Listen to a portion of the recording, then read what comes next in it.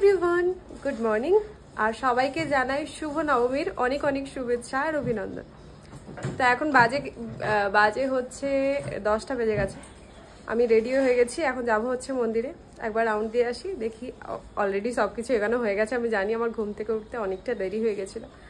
তো চলো একবার রাউন্ড দিয়ে আসি।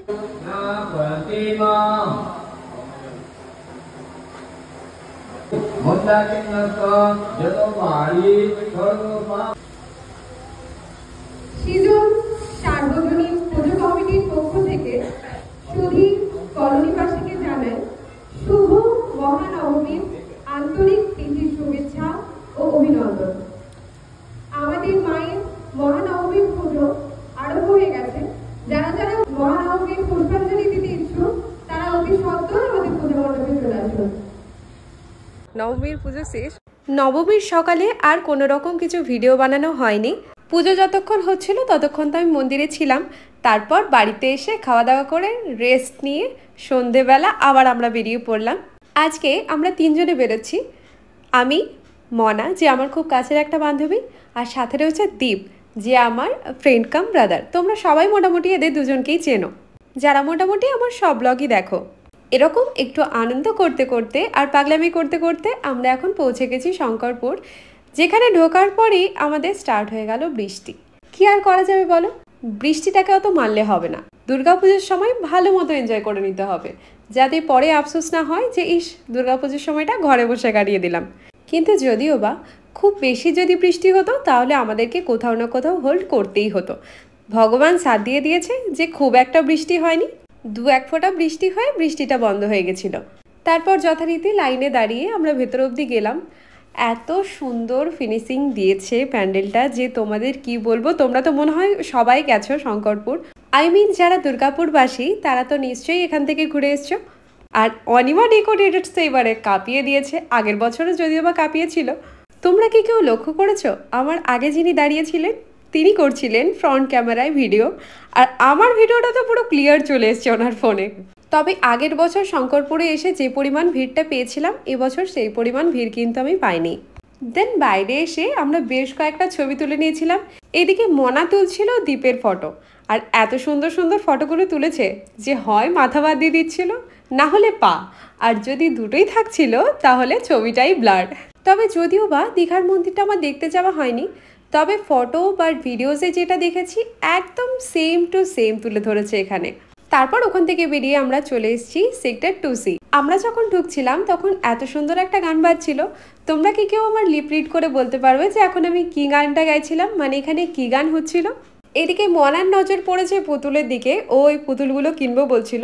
তারপর এই পুতুল কেনার টপিকটা নিয়ে আমরা ওর পেছনে এত পরিমাণে লেগেছি যে ও নিজে থেকেই বলে উঠল, থাক এত পুতুল নিয়ে ঘুরবো না বাবা, বাড়ি ঢোকার আগে পুতুলটা কিনে তারপর আমি বাড়ি ঢুকে যাব। তারপর আমরা চলে এলাম ক্লাব সেন্টোস। প্রতিটা প্যান্ডেলই এবারে দেখলাম কিন্তু বেশ সুন্দর করেছে। তবে এবছর 2-3 জায়গায় দেখলাম এরকম একটা থিম যেখানে বেশ চারদিকে জঙ্গল, অনেকগুলো পাখি উপরে উঠছে, আর ওই পাখির কিচিরমিচির আওয়াজ, অসাধারণ একটা ফিলিংস। ঠিক যেন মনে হচ্ছিল ভোরবেলা একটা ফাঁকা সাইডে অনেক গাছপালার মধ্যে যেরকম ওই পাখির সুন্দর একটা আওয়াজ চারিদিকে শোনা যায়, ঠিক সেরকম একটা দৃশ্য। তবে হ্যাঁ, অন্যান্য বছর যেরকম ভিড়ে লাইনে দাঁড়িয়ে দেখতে হয় এবছর সেই পরিমাণে ভিড়টা কিন্তু ছিল না। হ্যাঁ, অল্প ভিড় তো থাকবেই, স্বাভাবিক, দুর্গাপুজোর সময় বলে কথা, তাও আবার নবমীর দিন। কিন্তু যেই ভিড়টা আমরা আশা করেছিলাম সেই ভিড়টা কিন্তু আমরা পাইনি। তারপর আমরা এরকম মিষ্টি হাওয়া খেতে খেতে চলে গেলাম সোজা সিটি সেন্টার। ভেবেছিলাম যাব আমরা উর্বশী, বাট আমাকে না হয় ছেড়েই দাও, ওদের দুজনের মধ্যে কেউ এই উর্বশীর রাস্তা জানে না। তাই আমরা শেষমেশ চলে এলাম পলাশডিহাতে। যদিও বা আমাদেরকে এখানে এসে আফসোস করতে হয়নি, কারণ এখানকার প্যান্ডেলটাও বেশ সুন্দর করেছিল। থিমটা ছিল হাওড়া ব্রিজের। এই হলো প্যান্ডেলের ভেতরের ইন্টেরিয়ারটা, অসাধারণ, মানে এত সুন্দর প্যান্ডেলের ফিনিশিং। আমার মনে হয় নিশ্চয়ই এটাও অনিমা ডেকোরেটার্স, কারণ দুর্গাপুরে এখন অনিমা ডেকোরেটার্স পুরো হিট হয়ে গেছে। তোমরা জানো আগের বছর আমরা 3 জন বেরিয়েছিলাম হলো অষ্টমীর দিন, আর এদিকে বাইরে অষ্টমীর দিন না মনা কিছু খায় না দীপ। তো আমি আগের বছরই ওদেরকে বলেছিলাম বেরোলে এরকম একটা দিনে কখনো বেরোবি না যে কিছু খেতেই পারবো না। দুর্গাপুজো মানেই বাঙালিদের কাছে বাইরে ঘোরা, বাইরে খাওয়া দাওয়া, আনন্দ করা, এসব আর কি। ওরা এমন একটা দিনে আগের বছর বেরিয়েছিল অষ্টমী, যেখানে দুজনের মধ্যে কেউ কিছুই বাইরের জিনিস খায় না। তো ওই জন্য এবছর আমরা সিলেক্ট করে নিয়েছি নবমীর দিনটাকে, যাতে বাইরে বেরিয়ে খেতে কিছু অসুবিধা না হয়। জমিয়ে রাতের ডিনারটা করে আমরা এখন চলে এসেছি ডুমুরতলা। আর আনফর্চুনেটলি আমাদের তিনজনেরই এটা সেকেন্ড টাইম। এর আগে সবাই মোটামুটি ফ্যামিলির সাথে একবার করে ঘুরে গেছি। তারপর আমাদের যে কাজটা পেন্ডিং থেকে গেছিলো, মনে পড়ছে কারণ কি পেন্ডিং? মনার কিনবে এখান থেকে একটা পুতুল। পুতুল বলতে ওই যে ছোট ছোট থাকে না, ডলফিন বা হাতি, খরগোশ, এইগুলো। মনাকে একটু রাগাচ্ছিলাম ঠিকই, কিন্তু বেলুনগুলো নিতে যাওয়াটা ভীষণ স্বাভাবিক, কারণ বেলুনসগুলো সত্যিই ভীষণ কিউট। তারপর এই বেলুন নিয়ে মজা করতে করতে বেরিয়ে গেলাম আমরা ডুমুরতলা থেকে। ঘড়িতে তখন বাজে প্রায় রাত্রি 10টা 10। আমাদের আজকে একটু নাইট আউটে বেরোনোর কথা ছিল মেজদির সাথে, মেজদির আর আমার, কিন্তু যেহেতু 10টা এখানেই বেজে গেছে তাই এখানেই ক্যান্সেল হয়ে গেল আমাদের যাওয়া। ফটো চাইছে আমার কাছ থেকে। না মানে কবে পাবো ঠিক আমি বুঝতে পারছি না। পাবি তুই? লজ্জা কালী পূজার সময় পেয়ে যাবি। কালী পুজো লজ্জা করে না? না কালী পূজার সময় আমি তোকে শেয়ার দিয়ে দেবো। তুই ব্লগার, তোর মানুষ তোর ব্লগ দেখার জন্য বসে রয়েছে, তুই সব চাচ্ছিস না।